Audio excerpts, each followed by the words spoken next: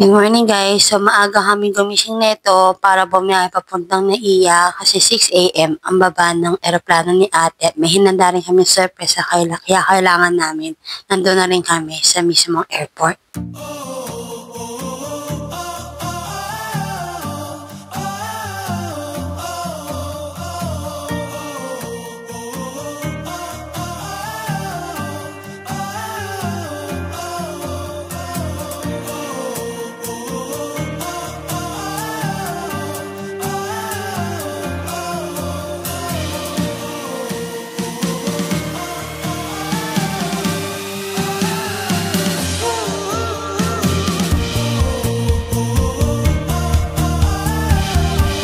Nandito na nga kami sa airport at inaabangan na nga namin si ate at iniintay na rin namin yung dito sa may monitor kung yung aeroplanong sinasakyan ni ate ay nahalapag na.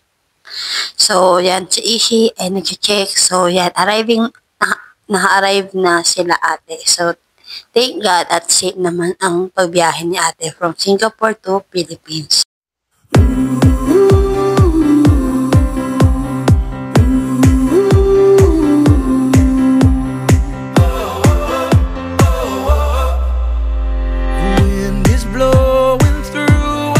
Ito na nga kami sa entrance at inaabangan na nga lang namin yung paglabas ni ate at kumbaga excited kami lahat dahil meron pa kaming hinandang posters para sa kanya na welcome back. So yan, intay-intay lang kami.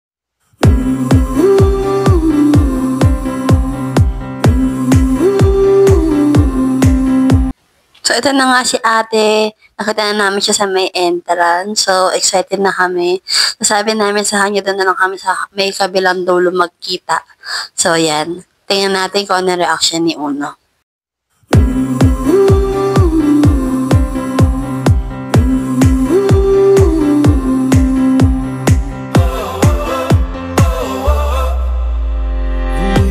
At ito na nga si Papa at sinalubong na nga rin si ate para kunin yung kanyang bagahe. At sinabihan nga namin si Uno, lumapit na sa kanyang mami para iabot sa kanya yung kanyang pasalubong.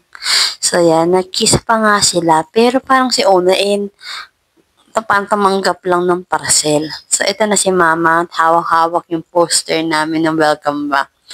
So sinundan na nga ni Ishi si Uno. Ito na rin kami papunta ng parking. So, kwentuhan lang muna tapos na may konting chika-chika. And then, tuwang-tuwa rin si Papa na nakauwi din ng maayos si ate.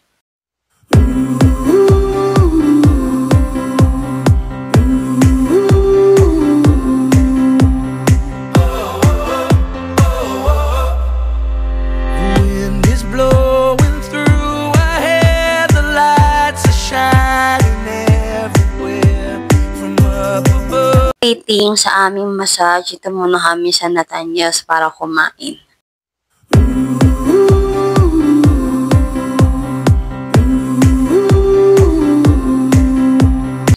So, nandito na kami sa aming massage. Actually, regalo talaga namin to kay ate dahil sa tagal niya na rin hindi nakabalik ng Pilipinas.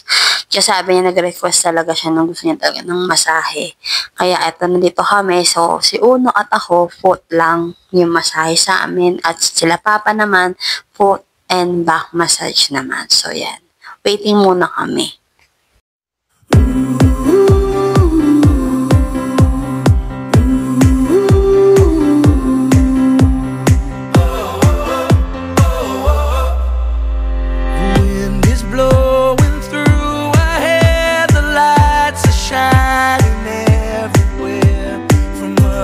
Sa tagal nga na nga hindi nakapunta si ate sa SM sa Pilipinas, kaya punta maayo muna kami ng SM para makita niya rin yung kung ano na itsura nito. Kasi mag-ready rin kami para kinabukasan naman papunta naman ng Batangas.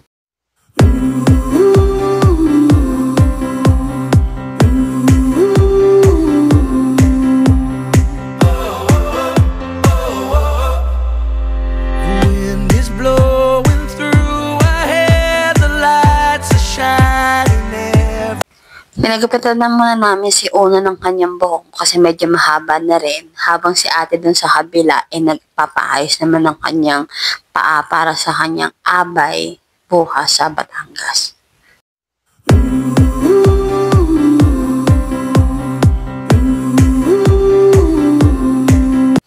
Ito yung papunta kami ng Batangas. So, hindi na kami nakapag-video about dun sa transit kasi bahay lang naman siya. So, yun lang naman yung ginawa namin the whole day.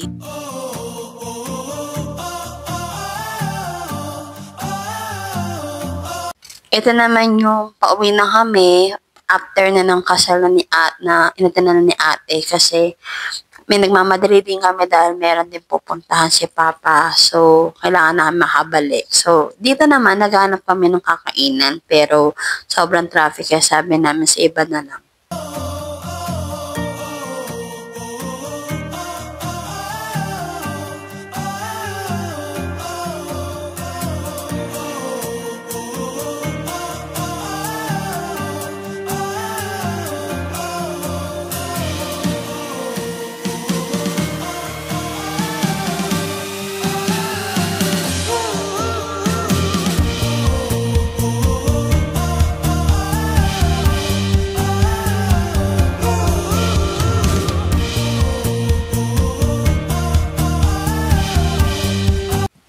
Ito naman yung Sunday. So, umating kami dito sa church na nakatoka si Ishi para sa mayaw. At tuwang-tuwa naman si Uno dahil gusto talaga yung praise and worship kaya sumasayaw din siya.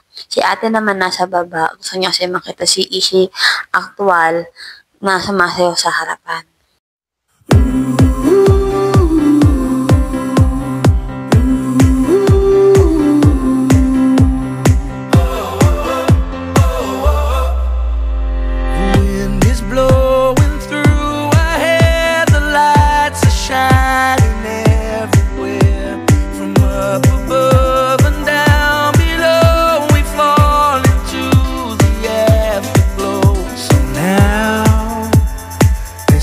Perfect night tonight.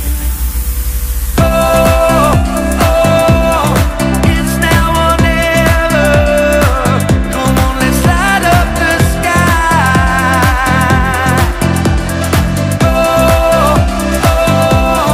Now we're together. Come on, let's light up the sky. Just you and I. So, after nga niya sumayaw, ito na nga siya pagod na hinihingal, uminom muna siya ng juice na tinake-out namin sa isang kainan. So, after nga naman yung uminom, ito na naman siya sumasayaw, go for the goal talaga si Uno with the worship songs and yan, at sumasayaw siya. Actually guys, sobrang hilig talaga ni Uno makivibe dun sa songs. Lalo siyempre pagpupuri ka na kay Lord, diba? So, yan. So, nandito kami sa The Alley para kumain kasama si ate at ang buong family. So, celebration na rin ng birthday ng pamangkin ko, si Cyrus. So, nandito kami. Nauna na kami doon sa restaurant. Kaya yan, ikot-ikot muna kami.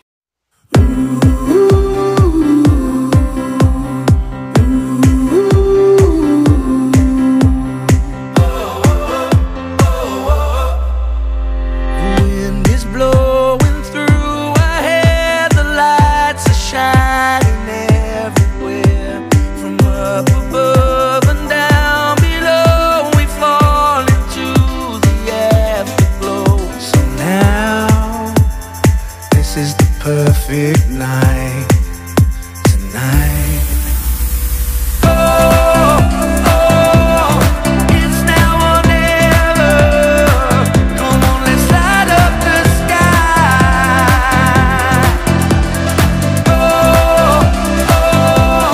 Now we're together. Come on, let's light up the sky.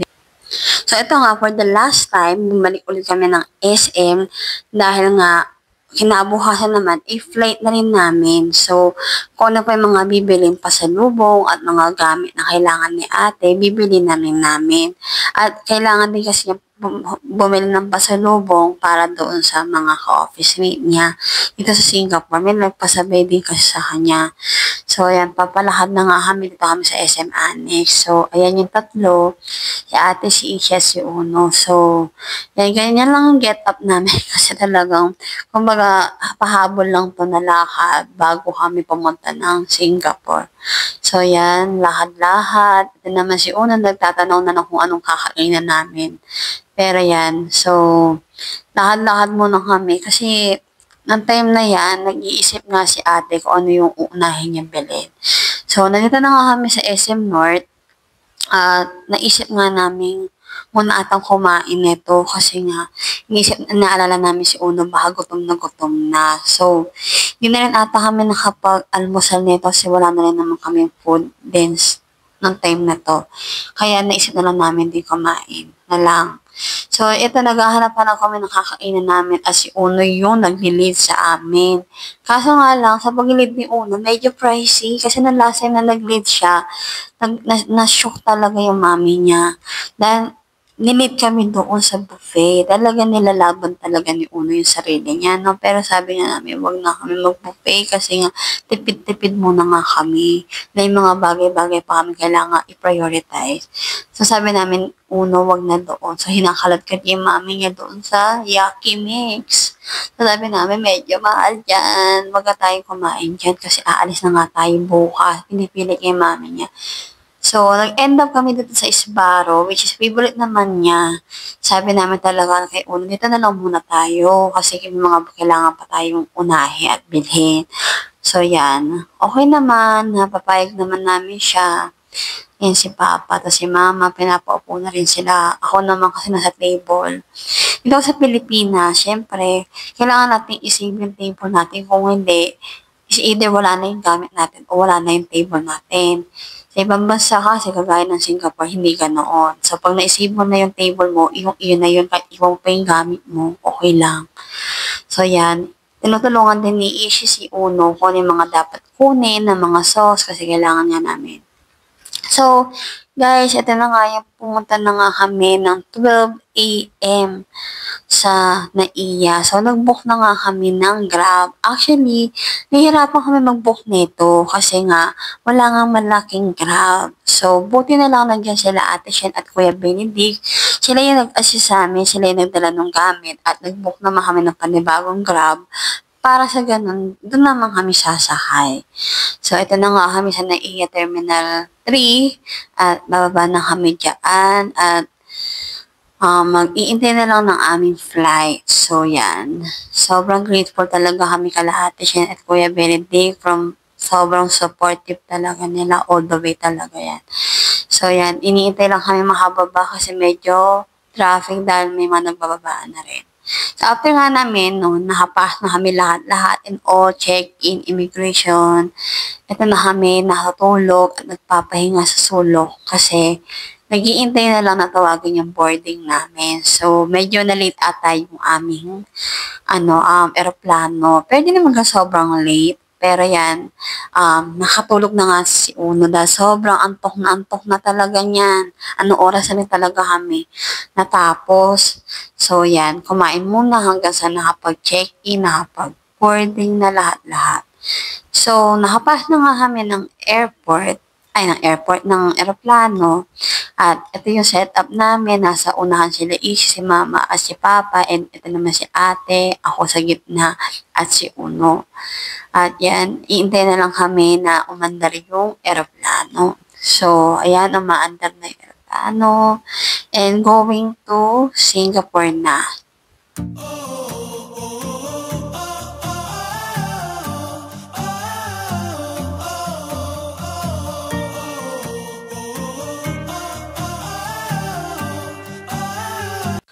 Nakakatawa lang kasi everytime lumilipad na yung eroplano paakyat hanggang sa nandun na kami sa Himpapawid. Lagi namin sinasabi ni Asia na bye-bye Philippines muna. So yan. So bye-bye na nga muna talaga. So medyo mahaba-haba yung biyahe. Pero ang kakaiba lang kasi nito, umaga, kaya kitang-kita namin yung baba. So, si Una nakatulog na. And then, doon, nung mga last time kasi nalakad namin or pagpunta namin ng Singapore, hindi umaga-gabi, kaya hindi namin makita na yung ilalim. So, ito, kitang-kita namin hanggang sa nakapunta na nga kami ng Palawan, nakikita namin yung haba ng isla.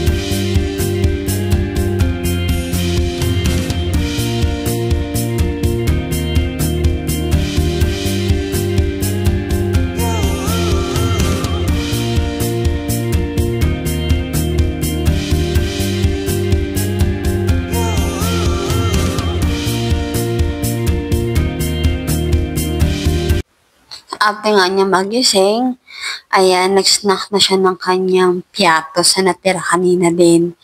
So, nasa taas pa kami, pero alam ko malapit-lapit na rin kami niyan sa Singapore. So, waiting na lang kami to announce ng pilot na malapit na kami bumaba. So, yan. So, ito na nga bababa na kami niyan. So, nag-ready na rin ang lahat kasi kailangan naka-seatbelt kang mabuti. So, magalan na rin yung aeroplano.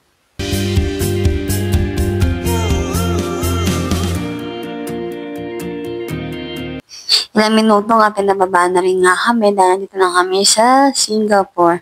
Actually, every time nga na bumababa kami ng Singapore, parang feeling mo, there's something new, there's something different talaga from Philippines to Singapore. Pero dahil nga pangatlong beses na nga namin kumbaga pumunta, parang kala mo, parang umuwi ka lang din sa sarili mong bansa. Ganun na siya, parang sobrang homey niya na. So, ito na nga kami sa airport. Naghanap na kami ng exit. So, pumunta muna kami ng Jewel Changi, yung parang falls yung falls mismo. Dahil di pa nga nakikita nila Papa ni Ishi yun.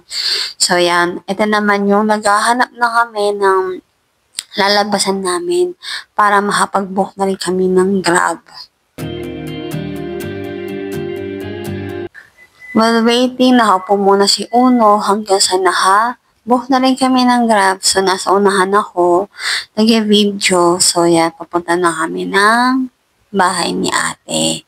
Action. So, bumiyahe na kami. Medyo kaiba lang dito sa Singapore. Medyo mabilis lang mag-drive yung mga driver dito. Kaya, kailangan mo talaga nung nakaseatbelt ka talaga. So, ayan. Ang ganda-ganda ng place kasi parang kala mo buong Makati kang nakatira, ganon. Yung peg niya. Pero yan. Actually, mas maganda pa naman din ang Singapore sa Makati. So, so, yan na nga. So, ito na nga yung pagbiyahe namin. So, actually, medyo groggy na rin ako niyan. Kaya nakaantok-antok na ako. So, yun lang guys. Bye!